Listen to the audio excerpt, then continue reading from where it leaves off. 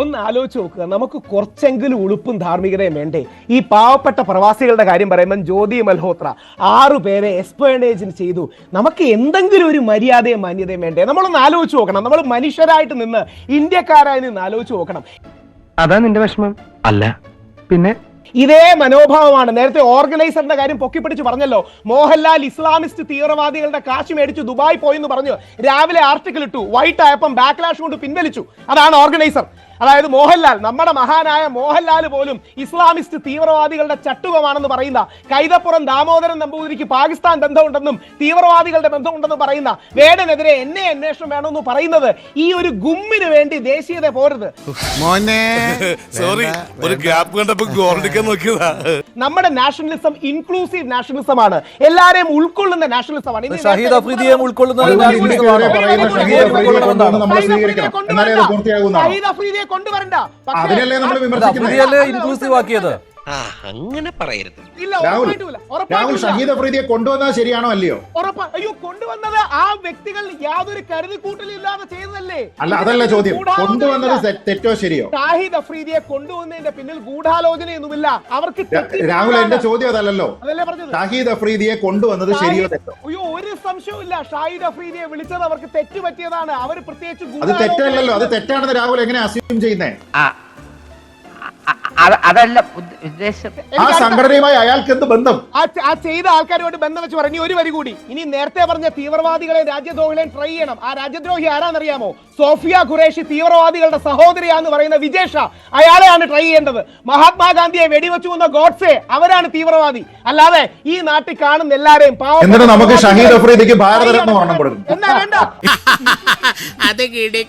എന്നാ വേണ്ട. സോഫിയ ഖുറേഷിയെ ചീത്ത വിളിച്ച വിജേഷായ്ക്ക് ഭാരതരത്ന കൊടുക്കാം. വേണ്ട, ഇങ്ങനെ കൊടുക്കാം. ഷഹീദ് അഫ്രീദിക്ക് കൊടുക്കാം. വിജയ് ഷായെ നമ്മൾ ആരും ന്യായീകരിക്കുന്നില്ലല്ലോ.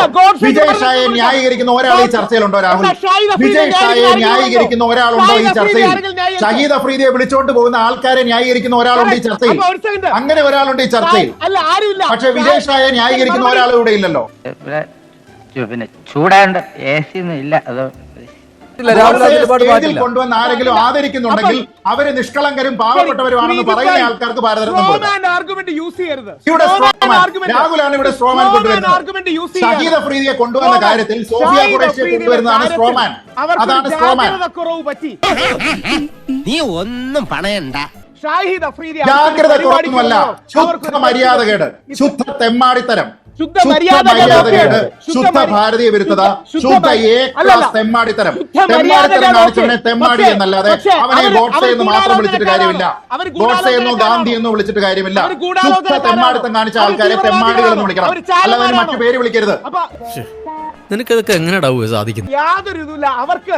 അടുത്ത ഒരു സെലിബ്രിറ്റിയെ വിളിച്ചോണ്ട് വന്നു. ഒരു സെലിബ്രിറ്റി ഇന്ത്യക്കാർക്ക് സെലിബ്രിറ്റി അല്ല. കാശ്മീർ സ്വതന്ത്ര രാജ്യമാകണമെന്ന് പറയുന്നവൻ അയാൾ ദുബായ്ക്കാർക്ക് സെലിബ്രിറ്റി ആയിരിക്കും. രാഹുൽ, അയാൾ ദുബായ്ക്കാർക്കും പാകിസ്ഥാൻകാർക്കും സെലിബ്രിറ്റിയാണ്. ഇന്ത്യക്കാർക്ക് അയാൾ സെലിബ്രിറ്റി അല്ല. ഇന്ത്യക്കാർക്ക് അയാൾ സെലിബ്രിറ്റി അല്ല. അയാളുടെ ഐഡിയോളജി നമ്മുടേതല്ല. അയാൾ കാശ്മീർ സ്വതന്ത്ര രാജ്യമാകണമെന്ന് ആഗ്രഹിക്കുന്നു. നമ്മുടെ രാജ്യം നമ്മുടെ ജനങ്ങളെ കൊല്ലുന്നു എന്നിട്ട് പാകിസ്ഥാനെ ആരോപിക്കുന്നു എന്ന് പറയുന്ന ഒരാളിനെ വിളിച്ചു വരുത്തി കൊടുത്തു വിടുന്നതിനെ എങ്ങനെ ന്യായീകരിക്കാൻ കഴിയും? രാഹുൽ, അത് എങ്ങനെ ന്യായീകരിക്കാൻ കഴിയും? ഗൂഢാലോചന അല്ലെങ്കിൽ അത് മറ്റെന്താണ്? ഞാൻ ഒരു കാര്യം ചോദിക്കട്ടെ രാഹുൽ, ഞാൻ ഒരു കാര്യം ചോദിക്കാം.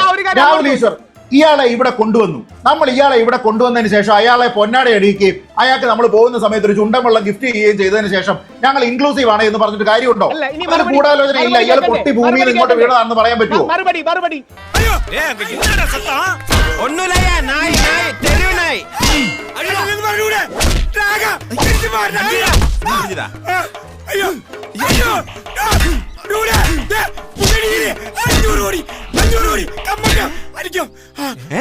$500 കോടിയാ?